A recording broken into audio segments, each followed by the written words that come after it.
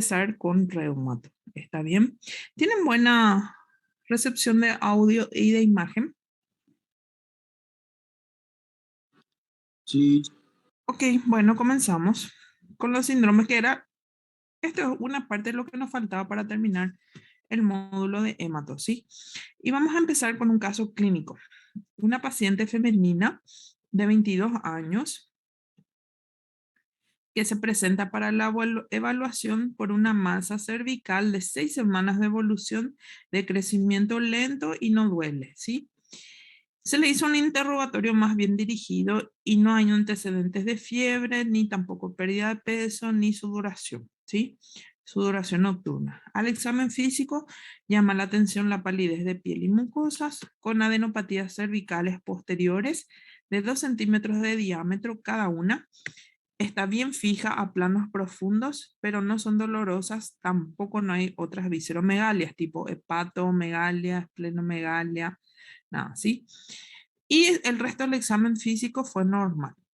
Ahora, ¿cuál es el temor? Cada uno de nosotros, y tanto los que consultamos o los que vamos a consulta o los que recibimos a los pacientes, tenemos un cierto temor cuando el paciente viene o cuando nosotros mismos tenemos ganglios, ¿sí? Siempre el ganglio está asociado a alguna patología no tan benigna como se suele pensar, ¿verdad? Pero hay varios tipos de ganglios. Están los ganglios inflamatorios, que es una respuesta normal a cualquier proceso inflamatorio o infeccioso. Y después están los ganglios que pueden contener o pueden traducir alguna patología hematológica del tipo linfoproliferativa, ¿verdad? Entonces, vamos a definir.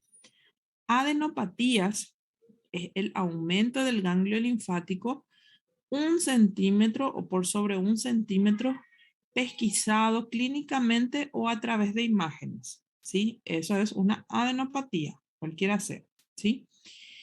Solo el 1% de todas las adenopatías resultan ser neoplásicas. ¿Está bien? Ahora, el proceso linfoproliferativo se subdivide en dos tipos. En las leucemias, que ya habíamos visto, ¿verdad? Las leucemias linfáticas y los linfomas. Ahora, los linfomas son tumores sólidos de tejido linfoide de comportamiento siempre maligno, tienen la capacidad de invadir otros órganos con gran diversidad de formas clínicas y formas histológicas. Ahora, las leucemias o las leucemias que agarran los linfáticos es cuando tenemos en la médula ósea y en sangre circulante linfocitos con características malignas, ¿sí? La leucemia linfoblástica, la leucemia mieloide aguda y crónica que habíamos visto la última vez en la clase, ¿sí?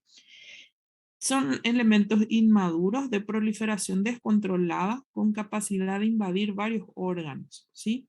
Entonces, tenemos por un lado los linfomas, que es el tumor sólido del órgano linfático, del ganglio linfático, y las leucemias, que son las células tumorales en sangre periférica.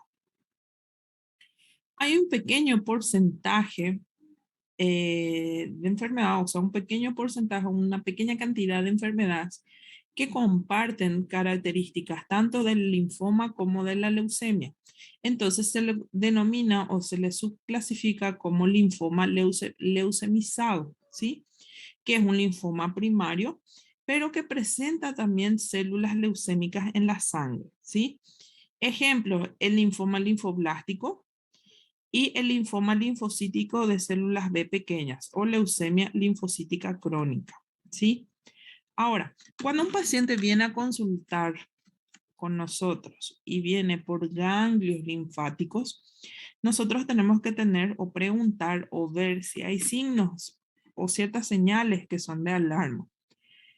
Por ejemplo, síntomas B, baja de peso intencionada, mayor o no intencionada, perdón, mayor al 10% del basal, sudoración nocturna y fiebre.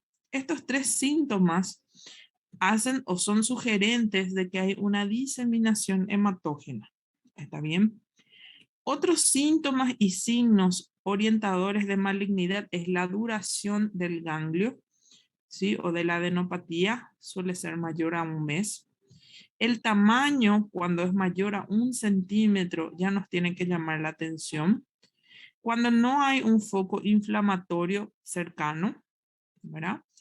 Ausencia de signos inflamatorios locales, cuando el ganglio es una tumoración que no tiene rubor, no tiene calor, etcétera. Cuando no hay signos inflamatorios dentro del ganglio o de la adenopatía que viene a consultar.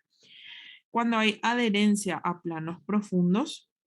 Cuando nosotros evaluamos en un laboratorio o un hemograma la presencia de citopenias no explicables por otros procesos, o sea, no hay un proceso inflamatorio o infeccioso agudo que nos pueda explicar el descenso o la falta de las otras células, ¿verdad? Cuando la lactato deshidrogenasa está elevada y cuando hay hipercalcemia, ¿sí? Entonces, volviendo a nuestro caso clínico, una chica joven que tiene una evolución de una masa cervical de 6 semanas de evolución. Entonces, ya cumple un criterio de malignidad que es el tiempo, ¿sí? Cuando es más de un mes, ya nos tienen que llamar la atención. De crecimiento lento e indolora, no hay signos inflamatorios, ¿sí? Aunque no tenga fiebre, ni pérdida de peso, ni sudoración, ¿qué pasa? El ganglio es mayor a 2 centímetros, tiene dos adenopatías cervicales posteriores de 2 centímetros de diámetro cada uno. Segundo proceso o señal de alarma, ¿sí? Adherido a planos profundos. Tercera señal de alarma, ¿sí? Aunque, vuelvo a repetir, no hay fiebre, ni pérdida de peso, ni sudoración. Significa que hay un alto porcentaje de que esa adenopatía sea un proceso, un proceso neoplásico, pero que no tenga diseminación hematógena. Entonces, según el concepto que nosotros estamos manejando, se podría tratar de un linfoma, ¿sí? Bueno, entonces, ¿cómo reconocemos nosotros una adenopatía maligna? ¿Verdad? Por las señales de alarma que les había explicado anteriormente y después nos fijamos en la parte del laboratorio. A esta chica se le pidió un hemograma en donde vemos los glóbulos blancos, la hemoglobina y las plaquetas, ¿verdad? Tenemos una discreta o una gran leucopenia, 2.500 blancos, ¿verdad? Con un valor normal de 4.000 hasta 11.000. Una hemoglobina de 9, ¿sí? Y una plaqueta de 100.000. O sea, las tres series o las tres líneas celulares están alteradas, están disminuidas. Entonces nosotros hablamos en sí de una pancitopenia, ¿sí? Luego vemos los otros realtantes de fase aguda. La eritrosedimentación o la velocidad de sedimentación está aumentada, muy aumentada, 89 milímetros por hora. El otro criterio de malignidad era medir la lactato deshidrogenasa, que en esta chica está bastante elevada, de 800 unidades internacionales por litro, con valor normal de hasta 110. Y le pidieron beta 2 microglobulina con un valor alto, ¿verdad? Esta beta 2 microglobulina es un análisis específico para ver qué línea o qué tipo celular está afectado dentro de los linfomas. Pero sin el análisis de sangre, solo con la evaluación de los criterios de malignidad que habíamos dado, las señales de alarma, ¿verdad? Nosotros ya teníamos nuestra sospecha de que esto se trataba de un linfoma. Entonces, ¿cuál es el estudio confirmatorio más adecuado ante la sospecha de un linfoma? Y tenemos varios, ¿verdad? Desde la tomografía axial computarizada de tórax, abdomen y pelvis, el PET scan, la biopsia por punción aspirativa, la biopsia incisional y la biopsia excisional. ¿Cuál es la diferencia entre la incisional y la excisional? Que en la excisional nosotros extraemos todo el ganglio linfático y enviamos el ganglio afectado así enterito a anatomía patológica, ¿sí? Entonces, si nosotros tenemos un ganglio donde la sospecha es de malignidad o cualquiera que fuera, ¿verdad? Siempre hay que extraer el ganglio linfático y mandar a anatomía patológica. En condiciones ideales para hacer el diagnóstico de linfoma se requiere examinar tanto la morfología del ganglio, por eso hay que extraerlo completito. También, dependiendo mucho de las técnicas de inmunohistoquímica y citometría de flujo, pueden ayudar a determinar el diagnóstico en casos en los cuales es inviable la resección completa, ya sea porque el ganglio está adherido a planos muy profundos como ganglios retroperitoneales, donde no vamos a poder extraer el ganglio, entonces una pequeña partecita se puede sacar, ahí sí podemos hacer una biopsia incisional y enviar para anatomía patológica. Entonces, dentro de los síndromes linfoproliferativos, tenemos dos grandes grupos bien conocidos, que son los linfomas de Hodgkin y no Hodgkin, ¿sí? Los de linfomas de no Hodgkin son los más frecuentes. En el 80% de los casos, los linfomas son por linfomas de no Hodgkin. En el 10% entran los linfomas de Hodgkin. Ahora, hay un pequeño porcentaje, solo de 10%, en donde entra un grupo de personas que tienen linfomas exclusivamente de células T o células de killer, ¿sí? Que son el otro grupito de linfomas no tan conocidos como el de Hodgkin y no Hodgkin, ¿sí? Pero también recuérdense que hay unos linfomas de las células T. Entonces, para estadificar los linfomas, nosotros tenemos que saber dónde mismo están los linfomas, o sea, el linfoma, qué ganglios afectan, cuál es su extensión, ¿sí? Y ver si hay también otros órganos afectados. ¿Está bien? Entonces, para eso, nosotros nos valemos de la tomografía axial computarizada, del PET scan, ¿sí?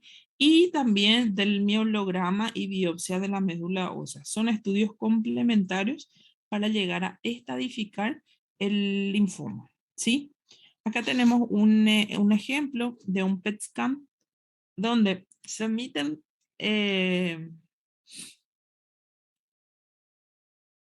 hay un azúcar marcada con 18 fluoro de deoxiglucosa, ¿sí? Que es como un elemento radioactivo, ¿sí? Que tiñe las células neoplásicas, ¿sí? Tiñe de un color característico, en este caso de color rojito, ¿sí? Entonces, serían como, si eran la parte linfoides, perdón, si eran el ganglio tiroides, íbamos a decir que parece una gammagrafía y vamos a ver nódulos fríos o nódulos calientes. Lo mismo pasa con el PET scan en los linfomas. Se ve si hay la presencia de nódulos, sobre todo fríos, vamos a decirlo así, ¿verdad? O absorción de esta glucosa radiactiva, ¿verdad? Donde no hay mucha vascularización y donde normalmente no debería de haber esta absorción, ¿sí? Como en la parte acá de los ganglios que están en el sistema digestivo, o sea, periintestinal. ¿Está bien? Aquí también es otro ejemplo donde en la tomografía axial, tomografía computarizada de todo el cuerpo, ¿verdad? No se ve ninguna imagen patológica, pero sin embargo en la PET scan vemos la absorción de la glucosa radiactiva en el hígado, un poquito acá en los ganglios cerca del estómago y aquí cerca del riñón. ¿Está bien? Bueno, vamos a hablar un poquitito de los tipos de linfoma o de síndromes linfoproliferativos. Empezamos con la enfermedad de Hodgkin, que es un tipo de linfoma donde hay presencia de células gigantes, que son las células de Rextenberg, ¿sí? Tiene un pic de incidencia bimodal es más común entre los 15 y 35 años, ¿sí? Después da una pausa y como que vuelve a aparecer otra vez en edades entre 55 y 70 años.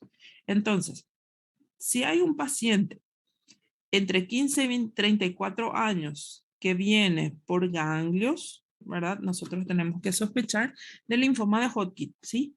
O si viene entre los 55 y 70 años. Estas son las células Red-Sternberg, que son células grandes, binucleadas, mononucleadas, perdón. Y el dato con el linfoma de Hodgkin es que con tratamiento tiene una tasa de remisión de hasta el 80%, ¿sí? Ahora, el linfoma de Hodgkin cuando no es tratado o cuando no es diagnosticado, la sobrevida de 5 años es menor al 5%. O sea, así como tiene una alta tasa de curabilidad, ¿verdad? O de remisión, también tiene una alta tasa de mortalidad si no es tratada, ¿sí?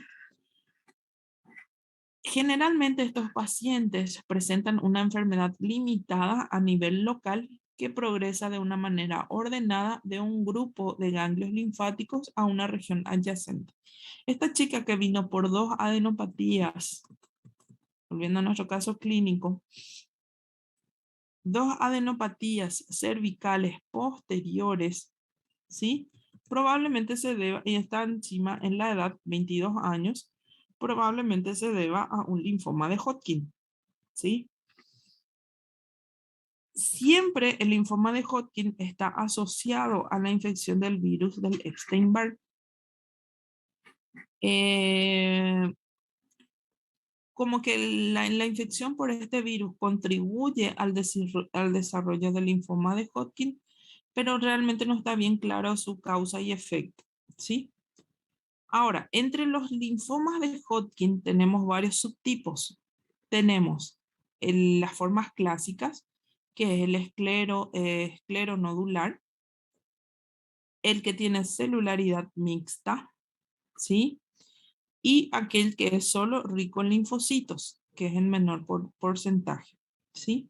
Ahora, en la forma emergente o en la forma avanzada, hay una predominancia de linfocitos nodulares, ¿sí? No hay ningún tipo de asociación con otra línea celular y es bastante agresivo esta forma de presentación linfática nodular, ¿verdad? Y generalmente se desarrolla o se transforma al linfoma de Non-Hodgkin y siempre tiene, como les vuelvo a repetir, es bastante agresivo y de mayor mortalidad. Pasando con los otros o asociando la infección a otros tipos o sea, a otros tipos de infecciones asociadas a los linfomas, aparte del virus o la infección del Epstein-Barr, tenemos infección por virus de inmunodeficiencia humana, VIH, ¿verdad? Virus del linfotropo de células T, el herpes humano de tipo 8, está asociado también al linfoma de Hodgkin, ¿verdad? El virus de la hepatitis C, el Helicobacter pylori que da un linfoma característico, es el tipo MALT, que es bien delimitado al estómago o a la región gástrica, ¿sí?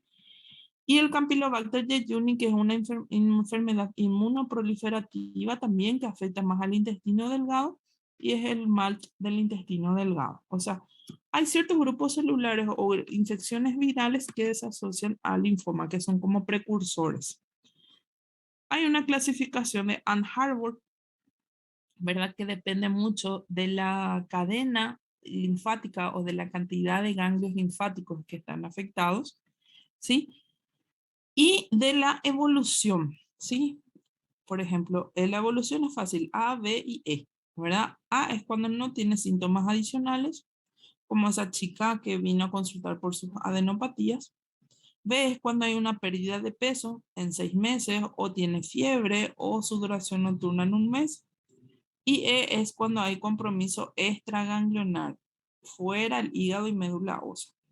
Ahora, según la clasificación, o sea, según la cadena o los ganglios linfáticos afectados, tenemos los tipos o la clasificación en 4 grados, ¿verdad? Cuando hay solo una cadena linfática o un órgano extraganglionar, es de tipo 1. Dos o más cadenas linfáticas es del tipo 2. Ganglios linfáticos a ambos lados del diafragma es del tipo 2B, ¿sí? Y cuando hay compromiso hepático, medular o de dos órganos extraganglionares, ya sería la clasificación 3 y 4, ¿sí? Aquí tenemos los estadios 1, un solo ganglio linfático. Estadio 2, dos o más cadenas linfáticas del mismo lado del diafragma. El estadio 3, aquí falta una rayita, ganglios linfáticos a ambos lados del diafragma, ¿sí? Y el estadio 4 cuando hay ganglios linfáticos y también órganos extraganglionares fuera el hígado y la médula ósea. Bueno, siguiendo con algo parecido, que son los linfomas de no-Hodgkin, ¿verdad? Que constituye un grupo muy heterogéneo de múltiples trastornos linfoproliferativos con grandes diferencias a nivel clínica y de comportamiento biológico, histológico y de pronóstico a largo plazo, ¿sí? Existen más de 40 tipos distintos y van apareciendo más tipos de linfomas no Hodgkins, ¿sí? Tenemos que saber los 40 tipos, no es necesario, ¿sí? Por eso hay una clasificación grande en donde si no entra en la categoría de linfoma de Hodgkin, si no tienen las células, uy, estas células grandes, ¿verdad? De Rextember, entonces entra en la categoría de linfoma no Hodgkin. Bueno, sí lo que tenemos que saber es que hay linfomas de la categoría no Hodgkins que son indolentes y otros que son no agresivos, ¿sí? O sea que son bastante agresivos, perdón. Entre los que no duelen están el linfoma folicular, la leucemia linfocítica crónica, ¿verdad? El linfoma extranodal de zona marginal, que se le abrevia con las siglas MALT, ¿verdad? Que hay MALT gástrico, MALT intestinal, que habíamos dicho, ¿verdad? El linfoma esplénico de zona marginal y de linfocitos vellosos o de células B. Ahora, entre los agresivos, tenemos que saber que están el linfoma difuso de células B grandes, el linfoma extranodal. Después hay otro que es bastante frecuente, que son los linfomas de Burkitt, ¿sí? Y el linfoma linfoblástico, que son bastante frecuentes y por ende bastante agresivos, ¿sí? Los linfomas no Hodgkin indolentes son diagnosticados en general por arriba de los 40 años. Sus fases asintomáticas son muy prolongadas porque no duele, pues entonces aparecen o tardan en aparecer porque tienen que adquirir un tamaño y tienen que aparecer y molestar, etcétera, ¿sí? Lenta progresión, son bastante estables en el tiempo. Ya cuando se hace el diagnóstico siempre suele ser en etapas tardías. Es incurable, pero se comporta como una enfermedad crónica con múltiples remisiones y recaídas, ¿sí? Algunos ejemplos del linfoma indolente, el linfoma folicular, los MALTs y linfoma en la zona marginal, ¿sí? Ahora, entre los agresivos, cuando son diagnosticados en cualquier grupo etario, pueden ser diagnosticados en cualquier grupo etario, incluyendo niños y adultos jóvenes, ¿sí? Es de rápida replicación y rápida progresión. Se hace el diagnóstico de forma más precoz que los indolentes. Dada su rápida replicación, son potencialmente curables con quimioterapia, pero pueden ser mortales en corto tiempo. Algunos ejemplos de linfomas agresivos tenemos el linfoma difuso de células B grandes, el linfoma de Burkitt y el linfoma de células del manto, ¿sí? estos tipos de de linfomas, quiero que lean un poquitito las características de cada una de ellas porque son bastante agresivas y son las más frecuentes, ¿sí? Y eso nos va a dar más o menos una idea en cuanto al tratamiento. Bueno, este actor es un actor que ahora mismo no me acuerdo de su nombre, pero fue el actor principal de la serie Spartacus, ¿sí? Ya un poco viejita, más de los 90 por ahí. Bueno, él fue diagnosticado con linfoma no Hodgkin, ¿sí? Hizo su etapa, su ciclo de quimioterapia. Acá está la marca de su Intracat, ¿verdad? Que es un dispositivo que se le pone a todos los pacientes cuando reciben pulsos de quimioterapia bastante frecuentes, ¿verdad? Para no estar clavando y clavando, clavando. Tiene como un dispositivo ahí, como una esponjita, y viene y se le enchufa nomás ya el equipo, el macrogotero, vamos a decir, por donde gotea el quimioterápico, ¿sí? Entonces, después de muchas quimioterapias fue declarado libre de la enfermedad, ¿sí? A los 2 meses recurrió otra vez su linfoma de no Hodgkin, o sea, tuvo una recaída, y 18 meses después del diagnóstico, el actor falleció, ¿sí? Este es otro actor que eh, este sí ya es muy, muy, muy viejísimo. Había una serie allá cuando, no sé, los 80 por ahí, que se llamaba Los Magníficos, ¿sí? Y era un actor, el actor principal, eran 5 tipos que hacían un montón de cosas, le salvaba gente y todo lo demás. También él es un sobreviviente de los linfomas de células T, que fue diagnosticado en 1995. O sea, hay bastante gente famosa y no tan famosa, ¿verdad?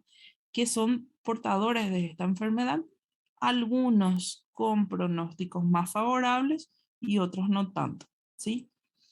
Entre los linfomas de no Hodgkin indolentes tenemos el linfoma folicular, que se presenta en mayores de 50 años, sin síntomas, aunque sea una enfermedad, o sea, esta enfermedad está bastante diseminada en el momento del diagnóstico y ya ataca múltiples grupos ganglionares, tanto del bazo y del hígado, ¿sí?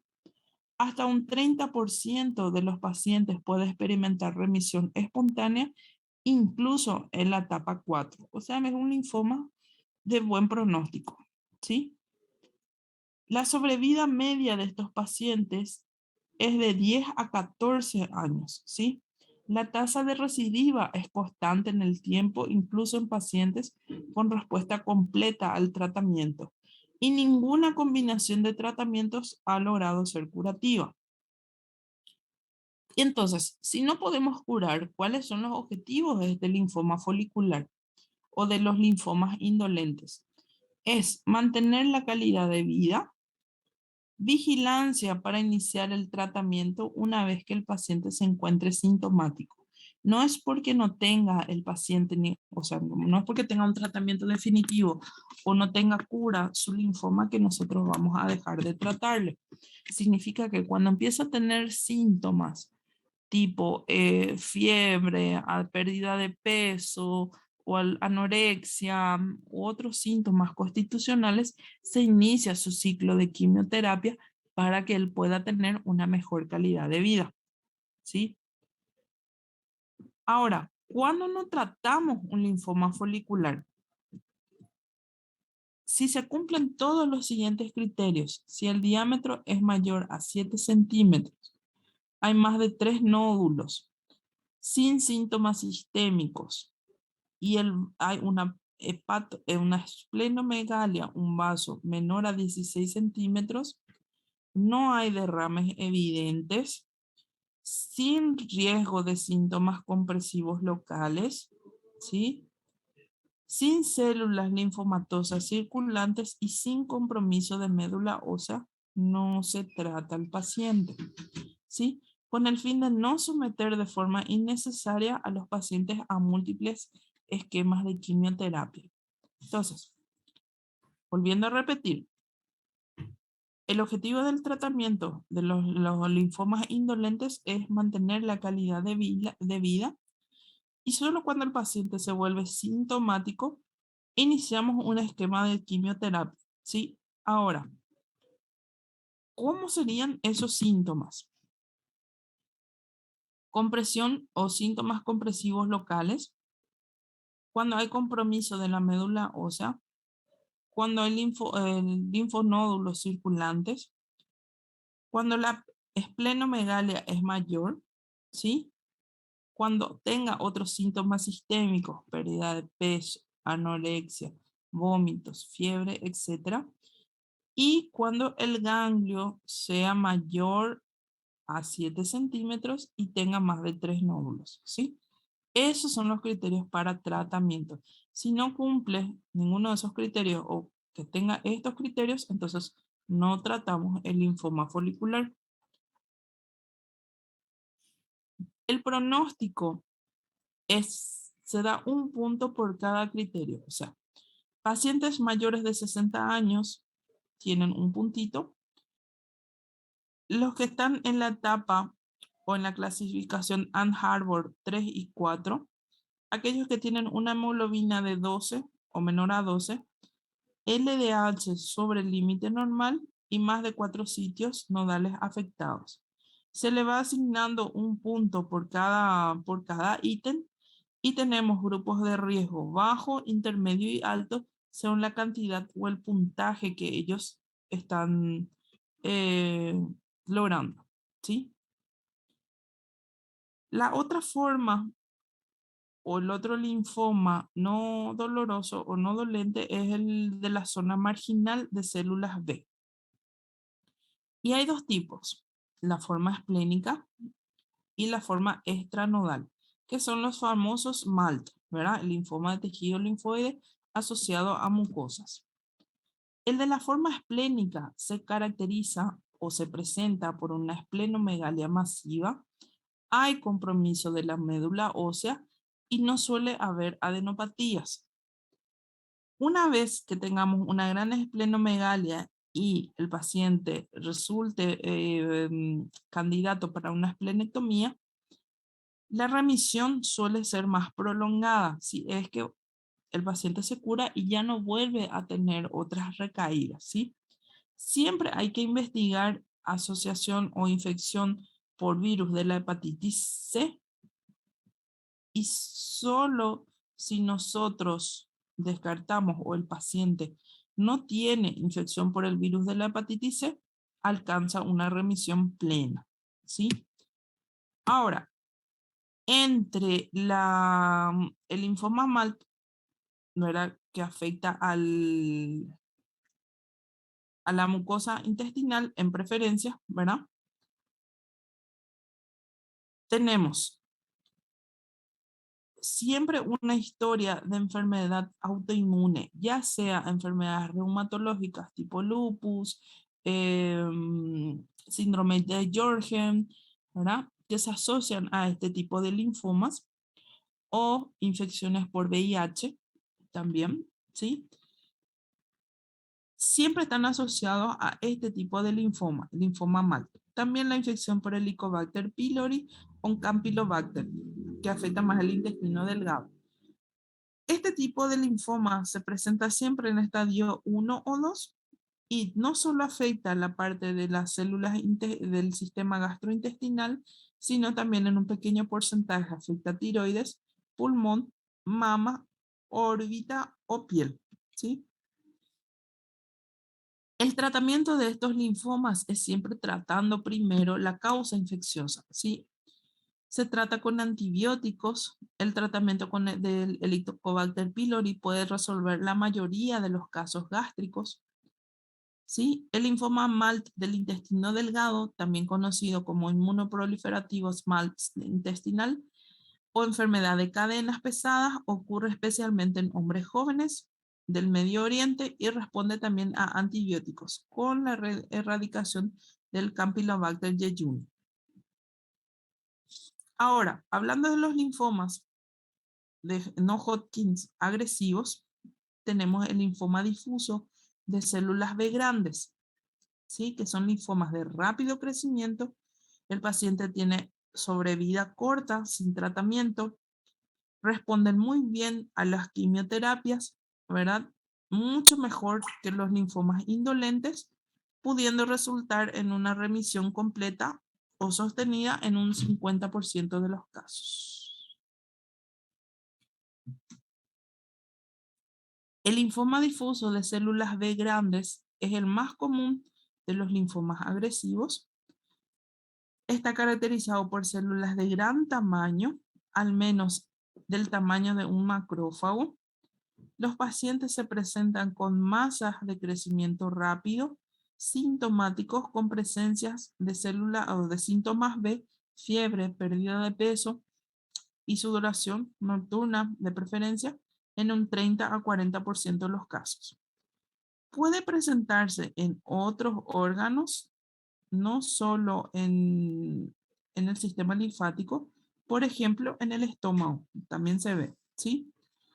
Y el otro linfoma no Hodgkin agresivo son las células, o sea, el linfoma de células del manto, que en un menor porcentaje, hasta un 10% de todos los linfomas,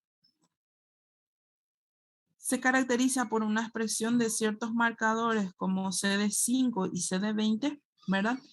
Y tiene una mala respuesta a la quimioterapia. Es considerado un linfoma incurable en fases avanzadas y con una sobrevida en promedio de hasta 5 años. El linfoma de Burkitt, que es un linfoma extremadamente agresivo, es de inicio explosivo. Se caracteriza por masas gastrointestinales rápidamente progresivas con lactato deshidrogenasa muy elevada. Es curable con la quimioterapia intensiva, pero requiere profilaxis rutinaria, sobre todo del sistema nervioso central. Hay una variedad que es la variedad africana que se presenta en pediátricos, ¿sí? Y esta enfermedad se caracteriza no solo porque afecta a los niños, sino también a huesos de la cara, como mandíbulas y algunos huesos faciales, ¿sí? Tiene elementos genómicos muy parecidos al virus del Epstein-Barr, por eso está asociado a esta infección, pero no se sabe bien cuál es el agente, ¿sí? Entonces, ambos linfomas, tanto la enfermedad de Hodgkin como el linfoma de no Hodgkin, se caracteriza por tratamientos quimioterapéuticos, igual que las leucemias, ¿sí? Ahora, los esquemas de quimioterapia, hay aquí unas siglas, A, B larga, B corta, D, R y CHOP, ¿sí? ¿Y a qué se refiere? ¿Cuáles son los medicamentos que se mezclan para las quimioterapias? ¿Sí? Tenemos la adriamicina, bleomicina, vinblastina, dacarbicina, rituximab, ciclofosfamida, hidroxidaunoburrin o Oncovid, ¿verdad? Y ciclos también de corticoides, prednisona. Dependiendo mucho del tipo de enfermedad, se hace el esquema quimioterapéutico, ¿sí? Ahora, ¿cuáles son los efectos adversos de la quimioterapia? Vamos a hablar un poquitito. El 95% del efecto adverso o de los efectos adversos o de los quimioterapéuticos causa infertilidad, ¿sí?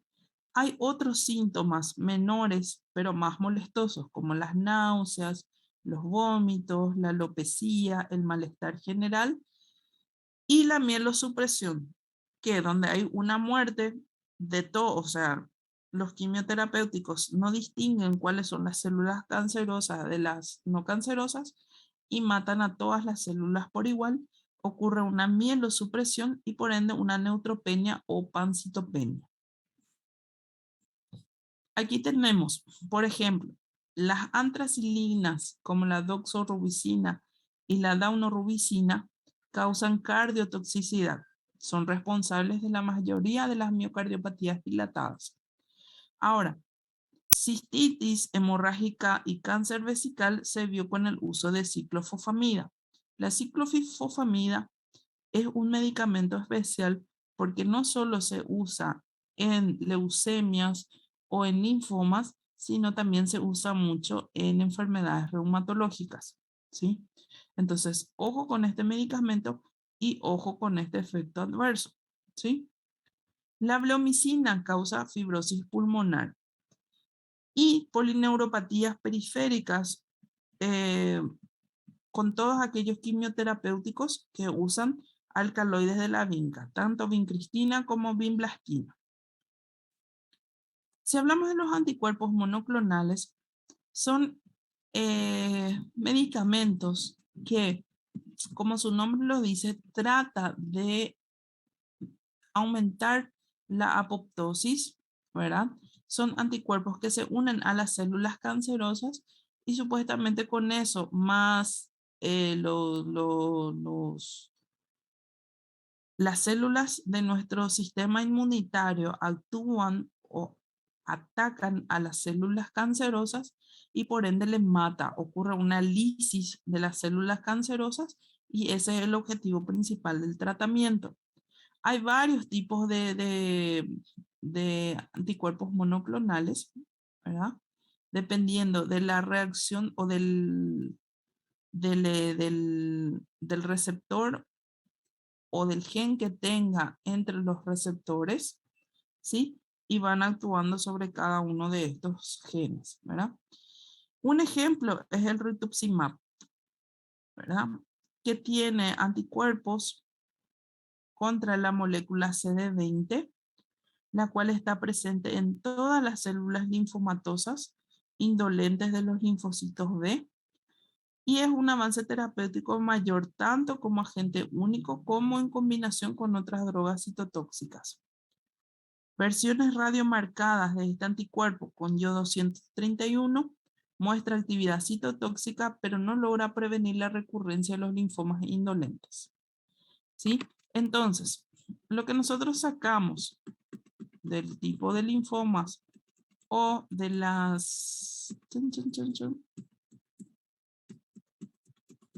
de las enfermedades o de los síndromes linfoproliferativos es que tenemos tres tipos, ¿sí? Tenemos la enfermedad de Hodgkin, no Hodgkin y los linfomas de células T, ¿sí? Entonces, cualquier paciente que viene por un ganglio linfático, nosotros ya vamos a saber cuáles son las sospechas o los signos de alarma que nos van a hacer sospechar de que si ese linfoma es, o sea, de que si ese ganglio es una adenopatía benigna o maligna, ¿sí? Ya habíamos dicho, primeros síntomas B, fiebre baja de peso no intencionada mayor al 10% del basal y sudoración nocturna, ¿sí? Después los otros signos de malignidad, el tiempo de duración, tamaño mayor de 1 centímetro, que no haya se descarta cualquier proceso inflamatorio infeccioso cerca, ¿sí? Que esté adherido a planos profundos y luego ya vamos a pedir el laboratorio. Hipercalcemia, lactato deshidrogenasa alto y citopenias no explicables son signos de malignidad. ¿Cómo yo voy a saber si es un linfoma de Hodgkin o no Hodgkin? Voy a extirpar ese ganglio linfático y voy a mandar a anatomía patológica, ¿sí? La anatomía patológica es lo que me va a definir qué tipo de célula es lo que yo tengo. Ahora, yo tengo una célula de Rett-Steinberg, entonces yo estoy delante de un paciente con linfoma de Hodgkin. Obviamente voy a ver si cumple algunos requisitos como edad de presentación, etcétera, etcétera, para confirmar más aún mi diagnóstico y de acuerdo a eso yo le voy a dar un tratamiento quimioterapéutico. ¿Sí? Bueno, ahora vamos a irnos con nuestro caso clínico. Espérenme que un ratito.